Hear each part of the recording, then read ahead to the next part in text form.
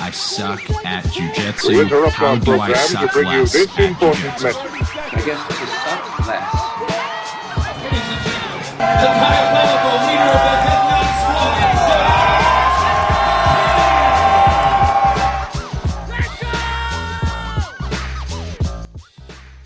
Hey everybody, this is Josh Mckinney, and I just want to welcome you to the newest episode of the I Suck at Jiu-Jitsu show. So again, I have another one of my black belts on. These are some of people's favorite episodes. Honestly, they're my favorite episodes when I get to interview, just people that I talk to a lot, but especially people that have trained with me for a really long time. They understand my perspective of jiu-jitsu, and their perspective of jiu-jitsu is kind of rubbed off on me. And so we just on Thursday had Eric Keebner on the show, and now today we have one of my newest black belts, Mark Rosenkoetter. It took us a little while to schedule him. He actually got promoted on the last batch of black belts like 6 months ago, but the timing was perfect on this. This episode is gonna be no doubt a hidden gem. I think that there are a lot of people that maybe won't recognize his name, even locally. A lot of people in the St. Louis area listen to my podcast, but my students whose names they recognize are going to be my competitors. And Mark is not one of my competitors. Mark is somebody who has just been a career jiu-jitsu guy, has just been a team player, and just one of those guys that I know all gyms have, but one of those guys that you look at and you go, the gym just wouldn't be the same without this guy. This guy really brings something different, something special to the gym. And with Mark, I just think he brings this special perspective that you guys are going to absolutely love. We talk about kind of like finding your own jiu-jitsu identity, finding your own jiu-jitsu personality, and what that means. And it's very much a discussion. It's very much us going back and forth and getting just a little deeper on maybe a lot of the philosophy of jiu-jitsu and what it's like coming up at Head Nod, what it's like training where we train. And it's just a really good episode in my opinion. And I think you guys are really going to love this one. But with that being said, I don't want to spoil too much. I will say this, for those of you who do know Mark Rosenkoetter, you will be disappointed. We talk very little pro wrestling in this episode. We're going to have Mark back to really just dig into the pro wrestling sometime. If you know Mark, he really is. We always call him Mark Lesnar at our gym. And he is one of the biggest pro wrestling fans you'll ever meet. So it was a little shocking that we didn't have time to get into much pro wrestling. But I think the jiu-jitsu stuff that we get into is just absolute gold. And you guys are really going to enjoy this one. And so that being said, let's go ahead and jump into today's episode with Mark Rosenkoetter.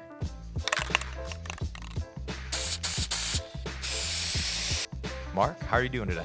I'm good, Josh. How are you? Man, I'm good. I'm excited about our conversation. I was kind of telling you before we started, it's weird giving somebody their black belt, training with them for so long, and then like we sit down and I'm like, I don't know what this dude's history in martial arts is. I don't know why he started. I don't know what that looks like. I just know that like kind of when you started at Head Nod. And so I really am excited to kind of talk this. You and I always have good laughs every time we talk, and I'm sure we'll get into kind of all that. And also, I'm really excited because just the approach of training for you over the years has changed, and I really am excited to get to talk about that with you. But just to start for us, you've got your black belt. When was this? It's March. Like March. Yep. Okay, so you got Yep. your black belt in March. How long have you been training? Had you been training up until then? And what got you started in martial arts? If you did martial arts before you did jiu-jitsu, but at least in jiu-jitsu. Let's see here. I think before my black belt, it had been off and on probably like 13 or 14 years. I started with jiu-jitsu. I was in college at SIUE, and there was a free grappling class. And me and my buddy Drew decided to take the free grappling class. And then we had another mutual friend, Cody, who didn't go to SIUE, but the teacher of the class. We were like, hey, we got this friend. Can he just come in for free? And, it was like the big MMA craze. A lot of people were like gravitating towards, oh, there's this jiu-jitsu stuff. So Cody come in and he was training with us. And then not too long after that, Cody started the hit squad and kind of started training with all you guys. And I think he had kind of dabbled at some other places too. So he was training with you guys. And then another friend of ours, Zach, started training. And, it was the whole crew. And then, kind of going forward, after I had done that class, after I graduated from college first time, Zach had from Kyle like the free, like 2 weeks free. So Zach's like, hey, come on in, And I think by that time, Zach was a blue belt. I think you all got your blue belts by this time. Was Cody was a blue belt too? I believe Cody was a blue belt. Yes. Okay. And did you get your blue belt? Did you have your blue belt when Cody had his blue belt? I almost want to say, I might be wrong about this, but Cody and I might have gotten our blue belts together. Maybe he got his 6 months after me. But Okay. I thought that I almost think we might have gotten them together. He might have gotten his with Kitchler, and which would have been 6 months after me. Yeah. Well, I mean, I know those guys were like kind of like Kyle's first or second batch. But anyways, I started there and then just over the years kind of stuck with it. But I always kind of followed the Kyle progression. Of course, Zach, is kind of out doing his thing. Cody now trains at Jack McVicker's. So like, And is a black belt. Yeah. And it's tough, So it's kind of like, everybody kind of went different places, but my path was, and I started with Kyle, and then you guys moved up, started your own gym, and it was closer to me. And so now I'm here at Head Nod. Was there a hiatus at all for you between like the hit squad, between training at Kyle's and before you started at Head Nod? Yeah, say that again, Josh. Like, was there a hiatus between, was there a time in between where you weren't training with Kyle, between Kyle and when we started Head Nod? Well, I've had several hiatuses in my life. But I think when Head Nod started up, I think that transition was pretty smooth. I might have went on a hiatus right before or right after. I'm not sure. So maybe you remember better than I do. But yeah, so yeah, I had a couple breaks there. So I can't really remember. It seemed like it was pretty seamless though. Yeah. I wasn't sure. I know that for a lot of the people that lived on the Illinois side, there was just this transition from training at Kyle's to like maybe it was just a little too far for them, and then like they stopped training, and then from there was this transition back for certain guys when we started to go in. So I just wasn't sure if that was. Yeah, no, I don't think mine was that way. I think it was a pretty smooth transition. Like I said, I've had hiatuses, but I don't think that was the reason for one of them. Do you remember at all what your first class was like? At Edwardsville. So yeah, it was this free class, and the person running the class was Peggy Brooks, and it was me and my friend Drew, and Cody would come in, and she would show basic things like Oompa, this sort of stuff, and it was more of a defensive, like self-defense jiu-jitsu introductory class, and it was fun.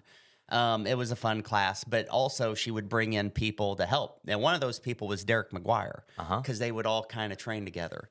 So also a black belt. Also now a black belt. Yeah, very tough dude. Man, Peggy Brooks has maybe the best group of athletes underneath her. I don't even know.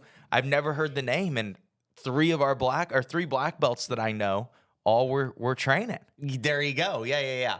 So, Peggy Brooks, I don't know much about Peggy's like personal history. I know she had at that time like 2 MMA fights under her belt. She's very tough, very good trainer. Like even now, being in jiu-jitsu 14 years and looking back, like she had a mastery of concepts that would still work today.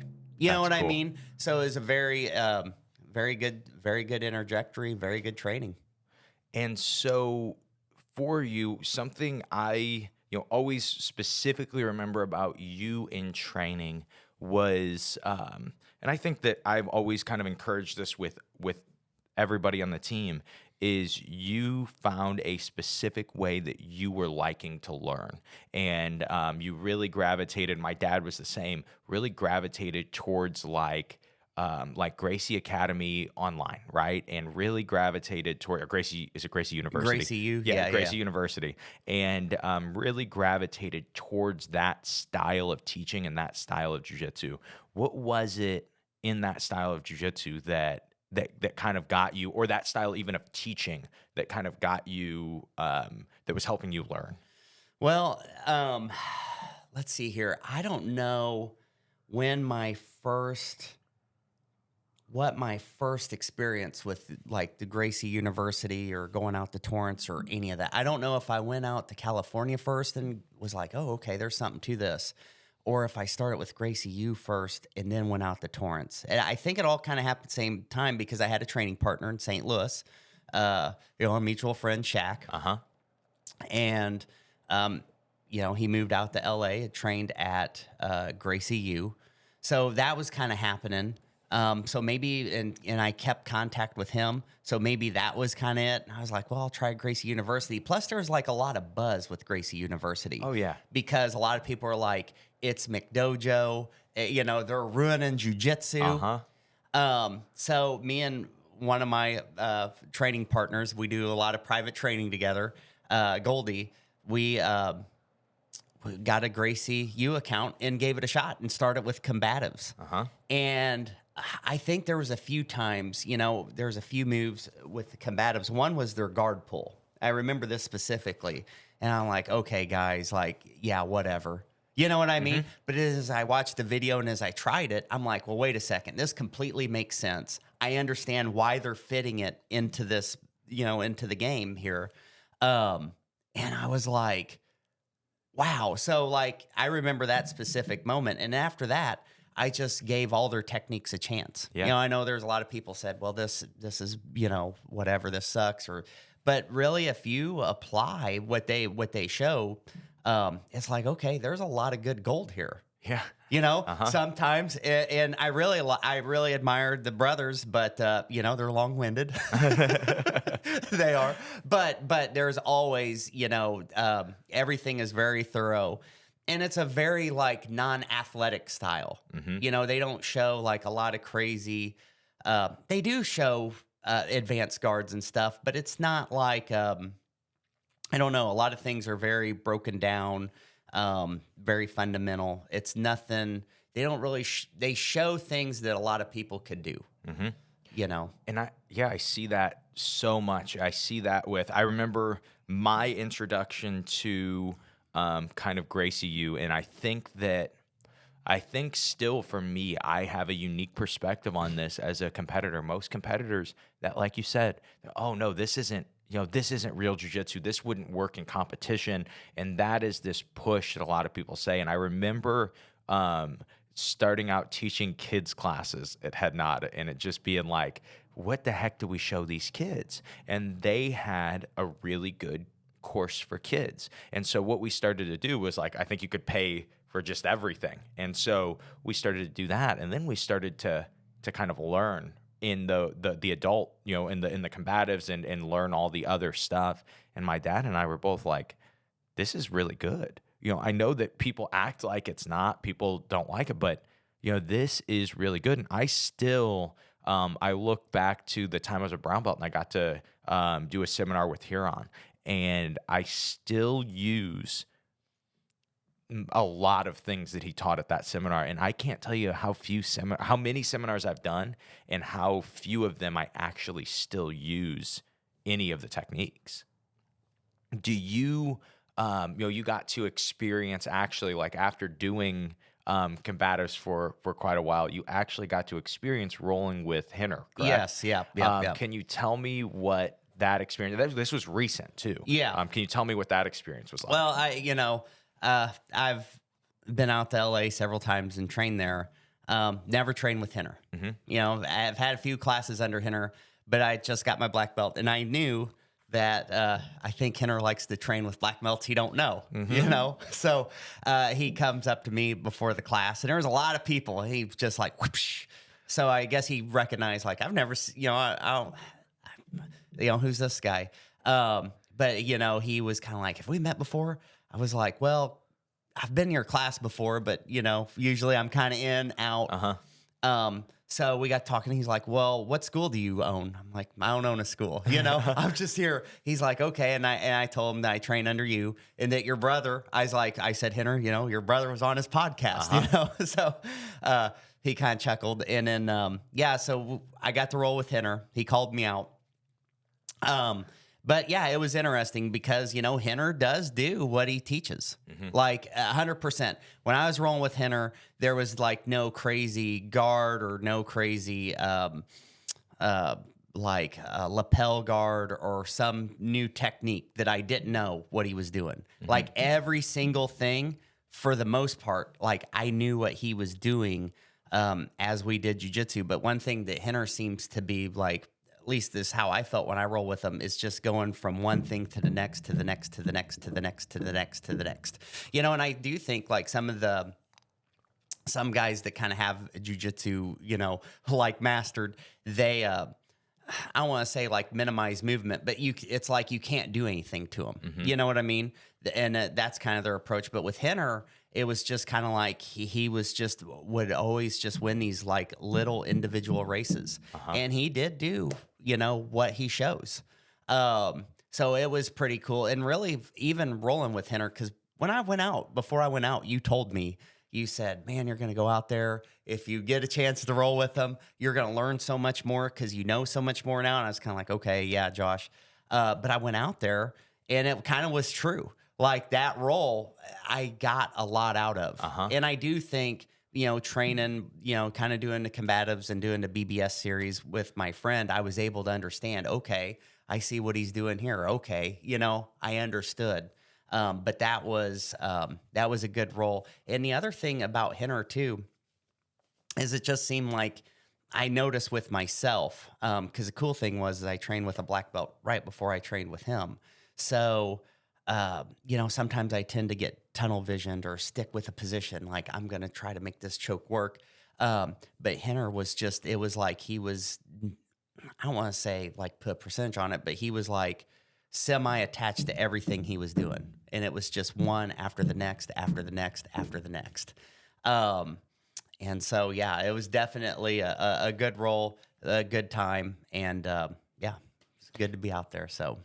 Any specific technical things that you noticed that he did, not just like the general feel, but was there any specific thing that you were just like, that was different, or just that was you were maybe even shocked by, or anything like that? I would not say necessarily the technique as much. I mean, there was one thing that he did. I was like, okay, but just his ability. Like as soon as a transition would happen, like he's going from side control to mount, he's instantly got the submission in. Instantly, like, you know what I mean? So it's like he's not even fully attached. I don't know, and I don't want to put words into his mouth or what his experience is, but it was almost like he's not even 100% committed to like the transition. I know for me, if I hit a sweep, I'm usually like, oh, wow, I hit this sweep. You know what I mean? And I think with him, you know, he's going from side control to mount. The choke was in instantly. You know what I mean? The Ezekiel, you know, he's shooting for the Ezekiel instantly. And so I have some cross collar choke defense, but, you know, when he got the cross collar choke in and I went to play it, he brought his elbows together. And so he beat me he knew what I was doing. You know what I mean? So that was wild. I would say the only thing that I was like, wow, you know, that was different was I did establish knee on belly on him, and then he did this like huge hip bump, and it threw me off. It completely threw me off. So he was just, I know he knows very well, like if this guy doesn't have his knee on belly set properly, like I'm going to exploit that. And he did. So That's something that interesting to me, and that's kind of why I wanted to bring it up, because you and I have talked about that experience. Yeah. I was so excited when I heard you got to roll with him. Like I said, I knew that it was going to be significant for your jiu-jitsu. It comes this point for a lot of people in jiu-jitsu where certain experiences almost will blow up your progression, just like will shoot your progression to the sky.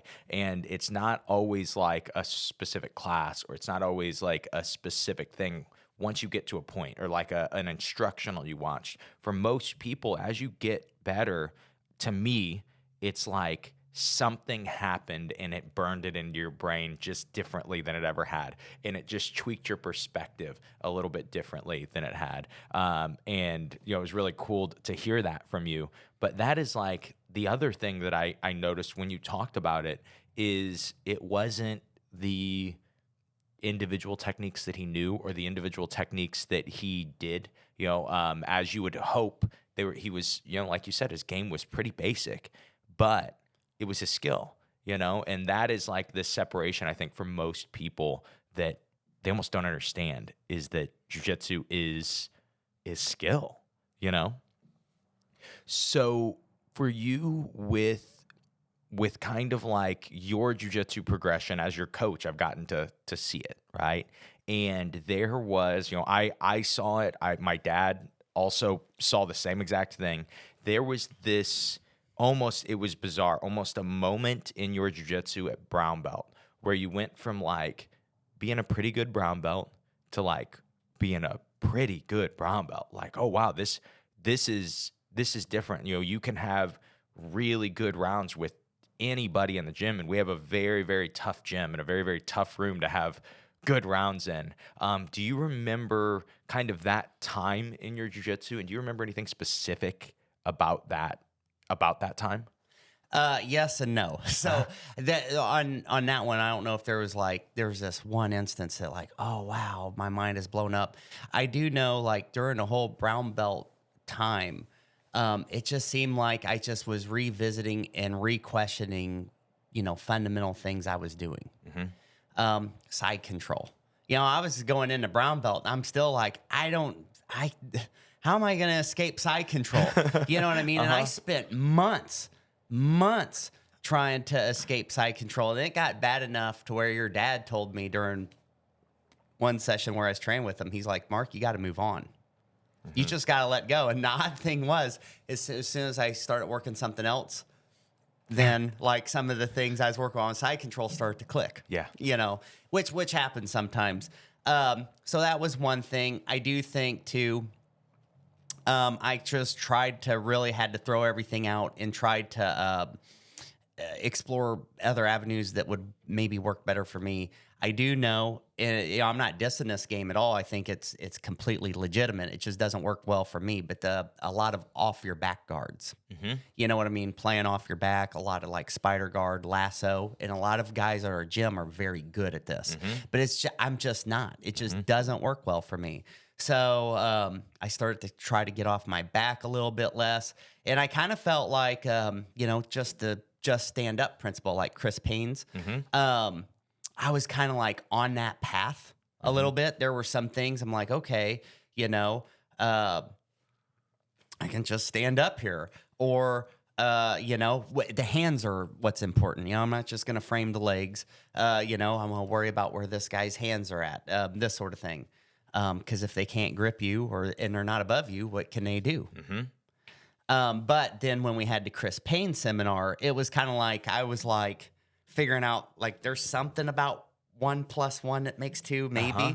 But he comes in and he's like, he's on like the same path, but he's like 3 × 3 is 9. You know uh-huh. what I mean? He's like farther along. But I really think that seminar also kind of helped legitimize, like, okay, well, wait a second. Maybe there is some things to work. So I definitely think during all that time, that's kind of the mindset I was in, was I was just trying to reframe my jiu-jitsu. And I really think for me in jiu-jitsu, and I'm still not there, and maybe never will be, but I think one of my goals of jiu-jitsu has always been to find my jiu-jitsu self. Mm-hmm. you know? And I do think some people come into jiu-jitsu and, you know, they within, you know, 6 months, a year, 2 years, 3, you know, they find something that works for them, you know, and it is their signature style right off the bat. And I've always felt like I don't want to say a jiu-jitsu drifter, but, you know, I've never fell into where it's like, okay, this is my jiu-jitsu self. And so I would say that, you know, that time was just me maybe getting a little bit closer to that, you know, to find like, who am I as a jiu-jitsu player? When you say jiu-jitsu self, when you say finding your jiu-jitsu self, could you give me maybe some examples of people you know that you go, oh, this is this person's jiu-jitsu self, or just some examples of what you mean by finding your jiu-jitsu self? Well, let's see here. I'm trying to think of somebody I can think of off the top of my head that would be like, bam. Well, you know, I think like looking at you early on. But I think we're going to kind of get deep here because you're, you know, as you asked the question. So when you look at you early on, you know, your triangle was your game, spider was your game. And I think you've definitely like progressed eons, you know, beyond that, right? But like, I think, you know, early on, like you kind of had like a style and you kind of found your groove. Little Jeff, you know, that would be another one. You know what I mean? He's found things that did bam, bam, bam that worked for him. And I'm sure as he goes on too, you know, like he's going to evolve and this sort of thing. But for me, myself, I don't know if I've ever found those. Like, I definitely have positions I feel like I'm better at than others. But I don't think I've found like my complete jiu-jitsu self to where, especially I think like maybe like offensively or with certain guards and certain positions, I haven't really figured out like where, like what works for me or where I'm at. Like I definitely have things that work, but as far as like, I don't know what to say, like finding my idea style or something. I just don't know if I'm there. Yeah. You know what I mean? Which is not a bad thing. Of course. Like, I think that's maybe that is part of the journey. You know what I mean? Maybe that is part of the journey. That's an interesting thought. I just, the reason I ask, I'm glad you used me as an example because, you know, it's funny you say like, oh yeah, you know, like spider, triangle, I don't do those things much anymore, you know? And it's weird. Like, you know, people go off on these, maybe not in jiu-jitsu, but they go off on these self-discovery journeys, like, and people are like looking to find themselves. But the problem with that is you should be progressing, right? You should be changing. And so that view of self should probably be changing with it. And that's something that, like, we go back to those seminars with Chris. That's something that I even noticed from getting to learn from Chris a little bit more, was like, he was so open about, I'm going to show you what jiu-jitsu is to me right this second. You know, I don't know what it's going to be for me in a couple months. And I'm willing to show you what I think right now. And so that's something that I'm kind of thinking when you're saying like, oh yeah, this jiu-jitsu self. It's like, man, my game, it changes over and over. And even over the last 4 or 5 months, my game has evolved in a different way that I'm like, you know, yeah, I don't even know what I play anymore. You know, I'm in this limbo part of jiu-jitsu. And yeah, I think that is probably the fun part about jiu-jitsu, is that it, you know, you can kind of, as you were saying, take side control and say, I'm going to leave side control and I'm going to go to find something else. And then your side control starts to feel really good. And then you can almost years later, you can go back and say, you know, I'm going to work side control again. And when you start to work it, you can almost then, especially as a black belt, especially as somebody who's getting better at jiu-jitsu, you can then sit down and go, what do I do from side control? You know, like, I've learned all these millions of techniques and these millions of ideas, but what do I prefer from side control? And so, I would almost argue that, you know your jiu-jitsu self at this point. You are, you are your jiu-jitsu self at this point. That's like the beauty of getting to do this thing that you almost mindlessly roll. You get to just go, I'm just going to grapple. And that, to me is kind of what shows you yourself, is that testing of your. Yeah. And I think too, kind of going back on that, is like looking through the years. So I remember the first time I went to Megatons. I went against these. I was like close to my blue belt at that time, but I went against like the 2 white belts, and they were like high level competitors, and they were judo throwing me. I got beat up, and I'm like, so I wasn't just physically beat up. I was emotionally beat up. I was like, oh my God, like, wow, these guys are like supposed to be my skill level, and they completely tanked me. Then I went with a blue belt who's a little bit older, and then I felt like even. I'm like, okay, this is. And then I went with a purple belt, and the only purple belts at that time that I really went with was like you and your dad. So I'm thinking, oh man, this is like a megaton purple belt, and maybe he was working side control, maybe he was like where I was as a purple belt. But years later, but I held him in side control, and he didn't escape or anything. So I'm like, okay, well this is odd.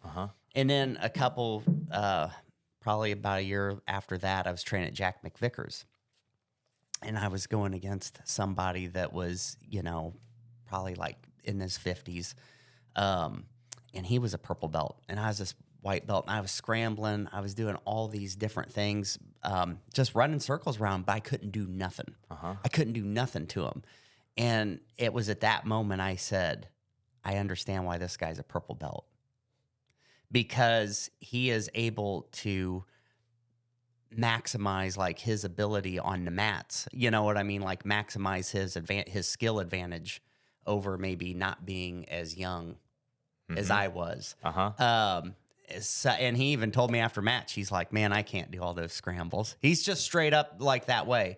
So that was really a moment for me where I was like, okay, I understand. So maybe that kind of falls into this, like always search for your jiu-jitsu self, and what fits for you. But I also do think there are just so many things that change underlying with that, what your life situation is, how you age, how you develop. So, yeah. Yeah, man, that makes a lot of sense to me, because I'm getting to this point where I am still an adult competitor, but in a lot of interviews where I get to interview like athletes that are retired, it's very easy to note that like I'm always asking them like, so how was retirement for you? What did that look like? What did that feel like? Were you, how were you mentally from it? And it's because I can see that there is eventually for me, there is going to be a change for me. Who knows when that change is going to be? You have a baby, it feels like that change could be tomorrow. But who knows when that change is going to be? And as much as jiu-jitsu in a round and being good is being able to adapt, being able to look at a guy and go, okay, this is what's probably going to happen. And then you start to roll and you go, oh my gosh, this guy is so strong. I need to use less strength. I need to play my jiu-jitsu a little bit differently. And the quicker you can do that and the quicker you can adapt to that situation, the better off you're going to be in the round. And I think it's just so true to life when you look at that and you go, okay, life isn't what I thought it was going to be. This change is happening sooner than I expected. And you be able to go, well, I'm gonna adjust. I'm gonna be able to adjust. And you almost, just like we talked about, like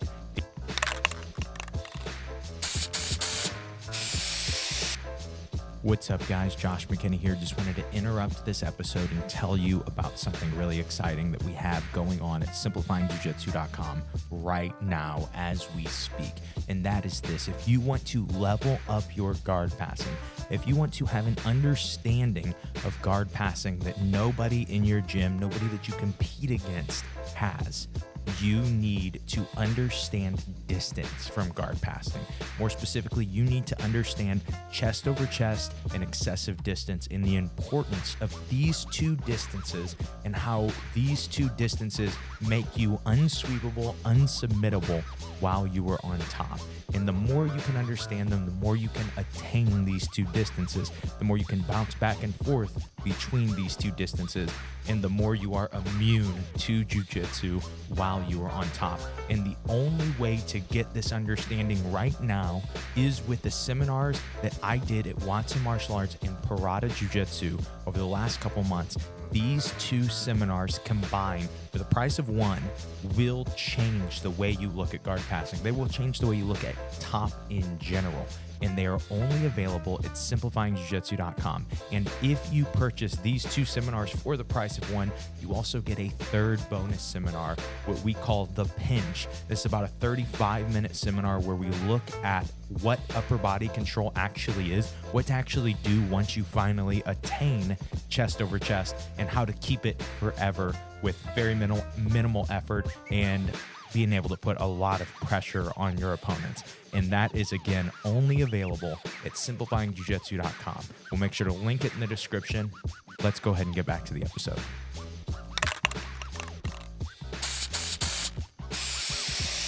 But for you, you've been training 13, 14 years. Are there any, like what jiu-jitsu was to you when you started versus what it is to you now? How do you kind of look at that? Yeah, I don't even know where to start. I would say one of the things over the years that I've had to do, and I actually would say is a skill too, is being able to reframe victory. Yeah. You know what I mean? I do. Because if you're like going into jiu-jitsu and you're like, okay, I'm going to gain all these skills and then I'm going to be the most dominant person on the mat. And, that's going to, for most people, you're probably going to hit some brick walls, right? Yeah. So you definitely have to reframe victory. And sometimes, sometimes a victory is just being able to get back on the mat. Mm-hmm. I would say the biggest challenges I've had in jiu-jitsu are the times because of injury or personal reasons I've been away. And then you come back. And when you come back, your old buddies, they've taken off, they're like a belt level ahead of you. And then a lot of times you're like out of shape, or your mat cardio is not the same. And just coming back in general has always been the biggest challenge. But one of my friends came back after a hiatus and he got beat up and he was really mad and he was frustrated. And he's like, I can't believe this. This is ridiculous. But I got to thinking about that. And I've definitely had those emotions too, right? You know what I mean? It's kind of the shadow side because, being competitive is good, but you got to have balance with it, right? So I got to thinking about that. But, whenever you reframe it, you're kind of like, well, wait a second. If I take a break from jiu-jitsu for a year and I come back to the gym and everybody is the same and I'm still able to beat everybody the same way, I don't want to be at that gym. Yeah. Why would you want to be at a gym where when people are taking time to put in the mats and they're not getting better? Mm-hmm. And I really think kind of reframing, whenever you reframe your approach, you reframe what victory is, then it's different. And in the long run, I mean, everybody benefits, and it's definitely a cliche, but I think it's true. It's always good to be, you don't want to be the best person in the room. Yeah. Because if you are, you need a new room. But just in general, like if you're away from jiu-jitsu or this is happening and people are progressing, like embrace that. Don't get mad or frustrated. I think it's okay to be like, oh, well, like he beat me today, I'm going to get better at this. But I think whenever you consume it into a self-serving, like, well, how dare they get better? You know, that's where I think you kind of run into problems. But honestly, that's not a positive way to grow. What does victory look like to you now? Oh, yeah, there you go. So victory for me, I honestly, I would say where I'm at right now, I don't think about it often, but did I learn something? You know what I mean? And really was my time on the mat fruitful to my growth? To me, that would be victory. I think that's a place that you and I overlap with that idea. I find myself now, you know, and that, like when you start, it's so hard. You're kind of how we were just talking about side control. You're so close to the picture that it's really hard to see the whole picture. But when you get to take that step back, because, you know, whether you've just done this enough or you've just had the right advice, what starts to happen, at least for me, is me learning something isn't always technique. It's seldom actually is technique. It's seldom a new move that I'm going to do. Most of the time, it's a new way to think, or it's a new way to look at the puzzle. It's a new, you know, maybe just changing my step one with my step two and saying, okay, instead of gripping first, I would rather step in first, you know, and just learning jiu-jitsu that way. And so, you know, for me, that has been growth for me.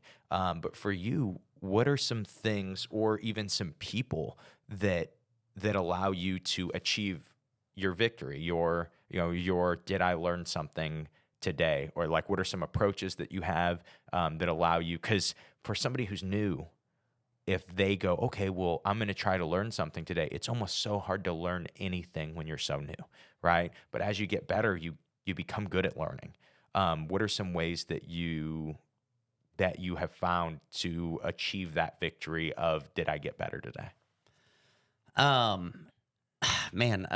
So where I start here. So I'm kind of thinking, I was thinking about this recently, you know, Kyle always said, right, that when he got his black belt, Megaton said, this isn't the ending, it's just the beginning, right?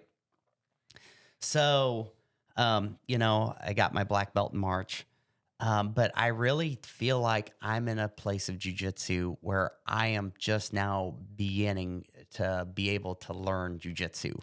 And it's interesting that you say this because, you know, going back, like you look at a seminar, and you see like a certain omoplata escape or the way to do an armbar from a certain position or what have you.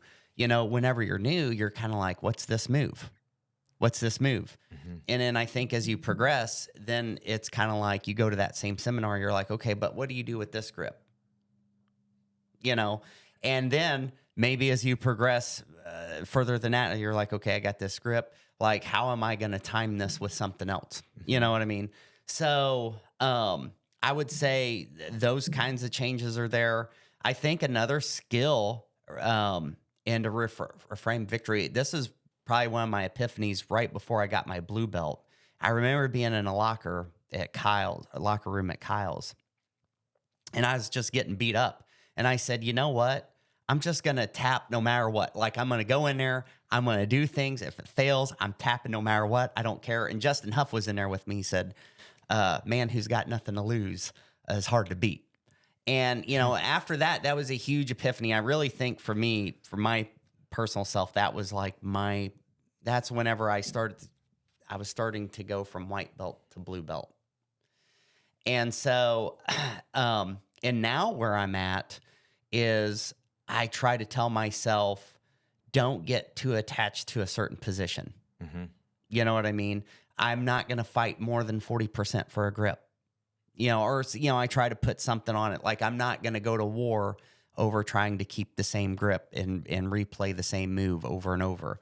So I think for me, you know, those are some changes. I also think like how you view, you know, like tapping or, you know, how you navigate bad positions. So again, I mean, I think those are some changes. So I think maybe over time, jiu-jitsu is like somebody that does like artwork. You know, you watch them, like if you see somebody that like draws really well, like they'll make like a square first, and then they'll start erasing things, and it'll have like the shape of a human, and then they'll start erasing things, and then there'll be like a nose, and then they start, and they erase and then build, erase and then build, erase and then build, and then before you know it, it's a very like nuanced like work of art. And I really think that's kind of where I'm at with jiu-jitsu. So Man, that's good. I honestly, there's when you initially started explaining, you talked about the omoplata, like, okay, you see that, and then it was just interesting how your language was.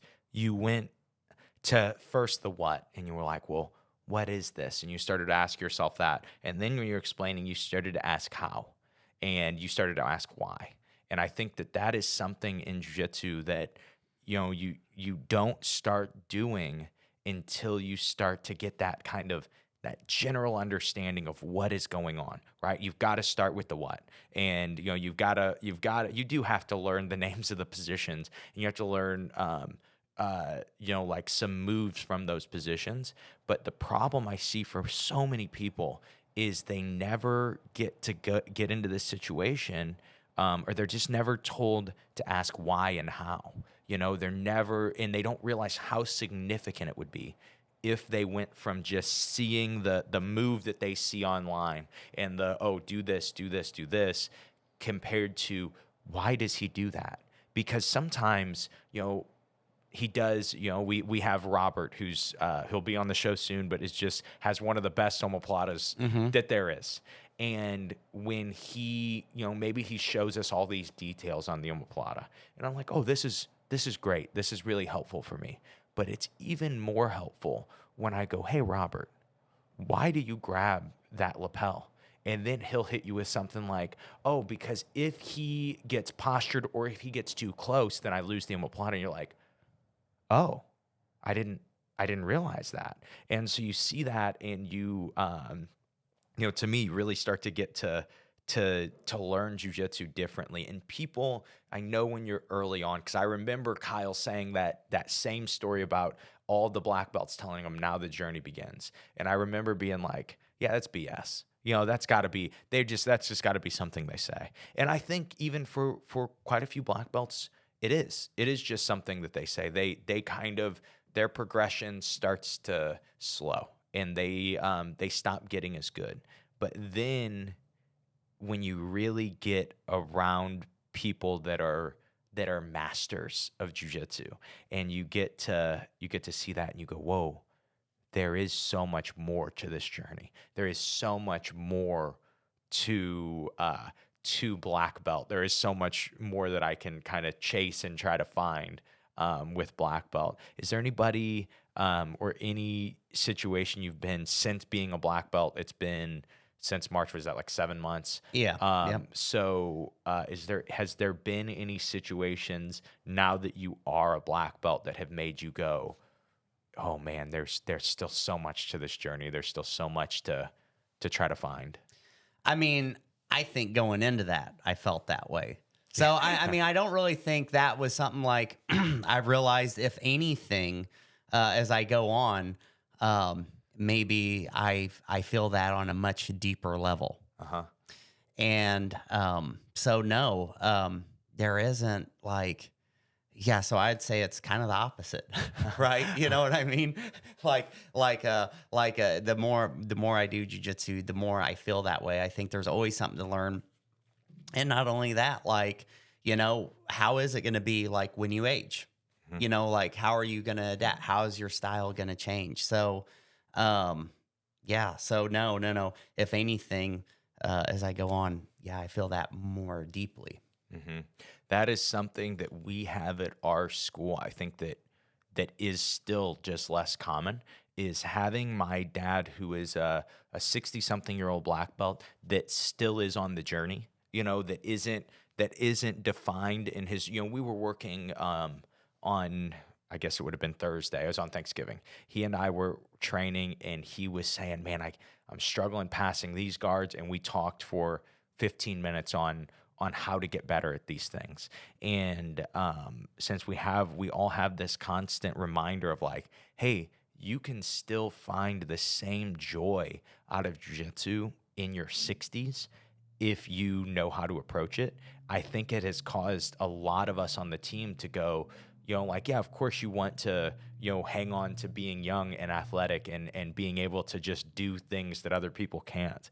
But when you get to see somebody like that, you go, I could tweak my approach a little bit now. I could see my approach differently a little bit now.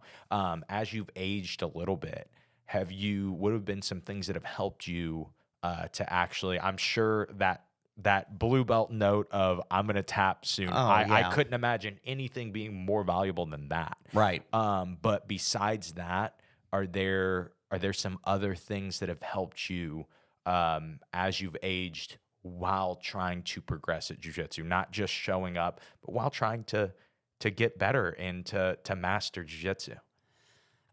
I mean, I think when I look at like the first 4 years of jiu-jitsu or the first 3, it was like I got injured like every 6 months. Yeah. At least, I was injured all the time. So I do think as time has went on, I've learned to be maybe more efficient in certain positions. I think the way I extend my limbs during certain positions has changed. And I think that's kind of a dual-fold thing. I think whenever I started jiu-jitsu, jiu-jitsu was still pretty new in the area. So a lot of people had some a lot of good techniques, a lot of good tricks, but I kind of, I don't know if abroad, like there was as deep of a knowledge as there is now. Oh yeah. Like, you know what I mean? Like a group wisdom or a team wisdom where I think just by and large, folks have kind of learned to do things maybe a little bit safer or, so I think that's one thing, but I also think too, like, if you go onto the mats and you treat every single roll like a competition, like eventually it's going to beat you up. Like, you know what I mean? It's going to tear you apart. So I know for myself, I try not to do anything, when I roll every day now that is going to exert myself. I never really try to go above 70 at any time, So I would say, that's definitely a change of my approach. But I think just in general, yeah, I mean, like you have to put limits on it. And I don't think there's anything wrong. I think especially the younger you are, the more you can kind of grind that out and keep coming and recover better. But as you get older, like you just can't do that. And if you do, you definitely would have to do it in moderation, right? Of course. I see, it's interesting. You kind of talk about that group wisdom. Yes. And I think that like not only at our school, but with Kyle's school, with Revive. Yes. I see that with our group of people. And I think to this, I was listening to this interview with Christian Graugart. He's the guy that started BJJ Globetrotters. He started Belt Checkers, started a bunch of other things.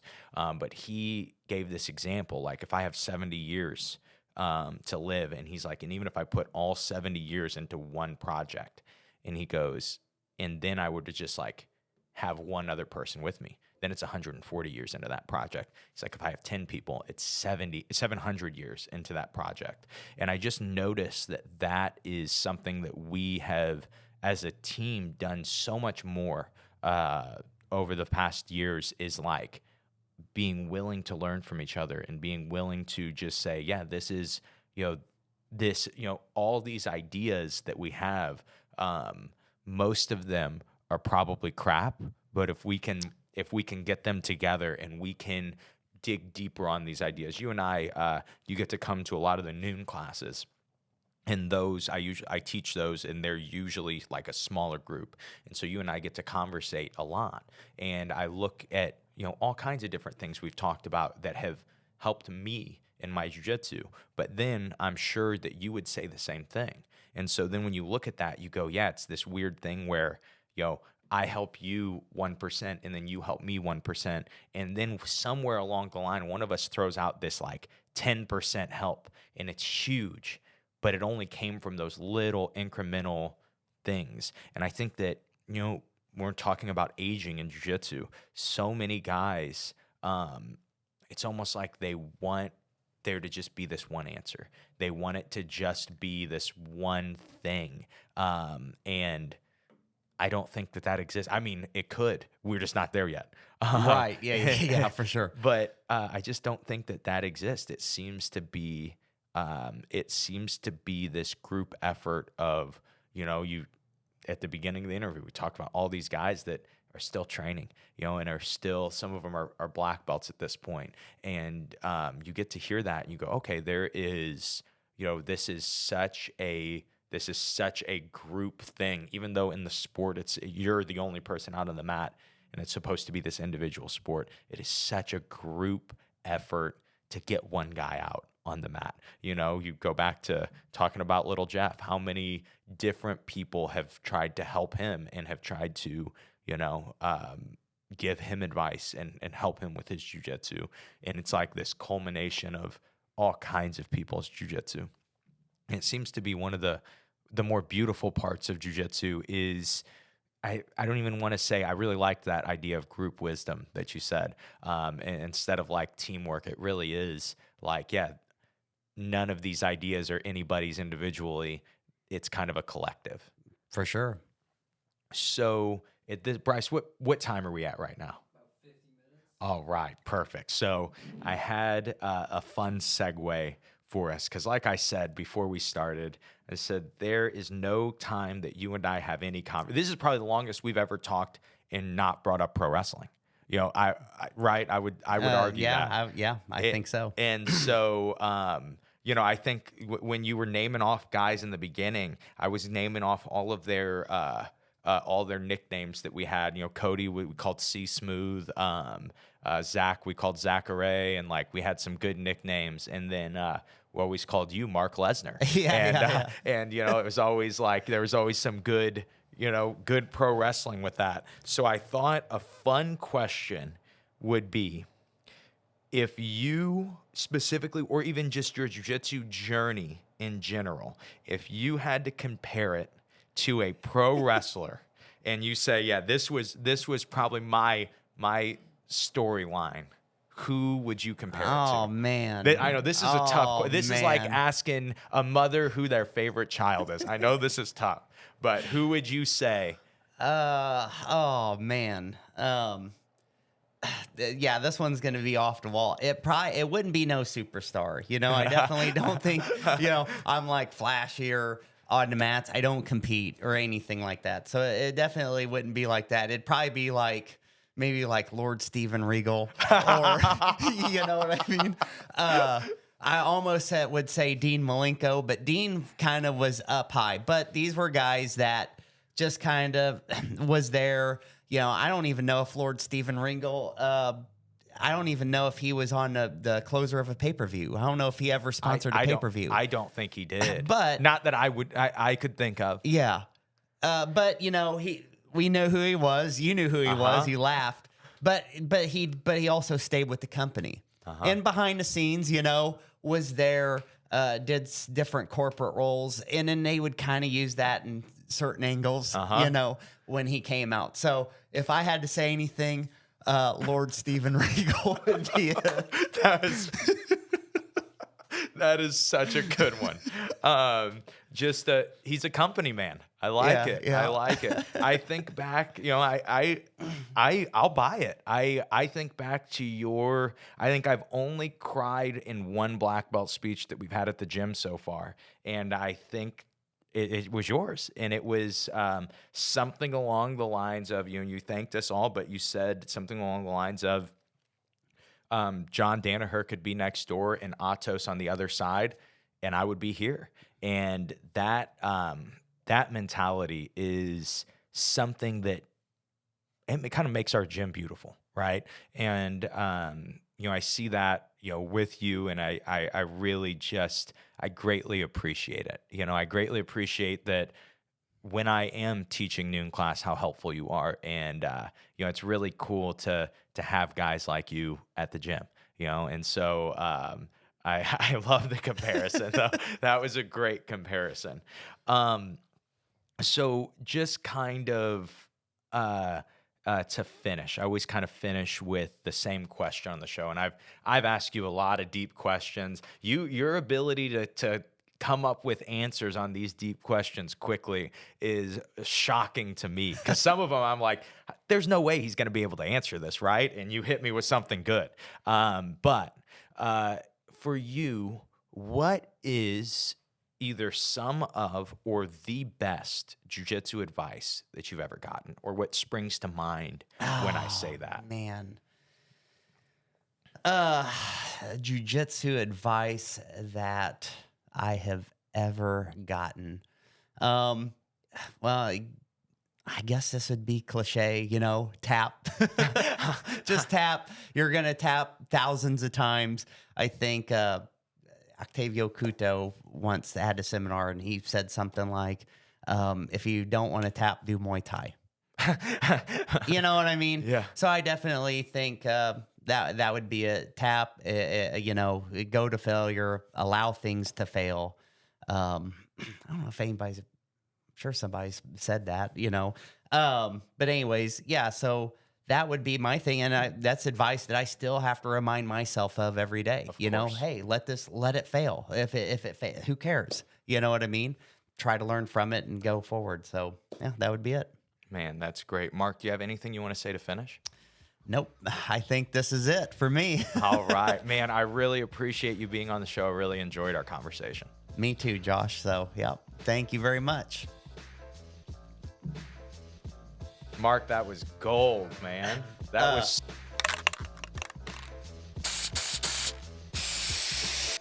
And that is the episode. Like I said, I loved this one. This one was so much fun for me. It just was different. It was very much, I really, when I have my new black belts, if you guys don't know, when somebody gets promoted to black belt at my gym, I will have them on the show. And, we just kind of talk jiu-jitsu journey generally. And that always creates all these different conversations. And I did not expect the conversation to go as jiu-jitsu philosophy as it does, but man, I love where it went. I really loved, because as much as we cater to the competitor on the show, I would bet that like 90% of the people that listen to the show don't compete and don't really have any desire to compete, and they just want to learn how to get better at jiu-jitsu faster, and they want to learn how to do jiu-jitsu long term. And I really feel like this episode is helpful to those people, is really it really does let you know that, hey, you don't have to be a competitor, you don't have to be the toughest guy in the room. Sometimes you just have to be consistent. Sometimes you just have to stay in it and learn your lessons, and you will develop this amazing perspective that maybe very few people have. And that's what I think Mark Rosenkoetter has done, and just really appreciative of Mark and just the people like Mark that we get to train with at my gym. And so in a couple days, we are going to, on Thursday, we're going to have our Christmas special for the podcast, where if you have not dropped your questions, most likely you missed your chance. Most likely we already have too many questions, and we are already recorded on that episode. But we're going to answer some important ones when it comes to jiu-jitsu and Christmas. But then we're also going to take a little peek on my opinion of the ecological approach to jiu-jitsu. This is something that people have been just hounding me on, and I've been avoiding answering. And I just thought, you know what? Christmas special, we can hide it in there, and so I won't offend too many eco guys. I might, who knows? Merry Christmas. But that is, that's all I have for you guys today. I hope you guys enjoyed today's episode, and I hope today's episode helps you guys suck just a little bit less at jiu-jitsu. Have a great day, guys.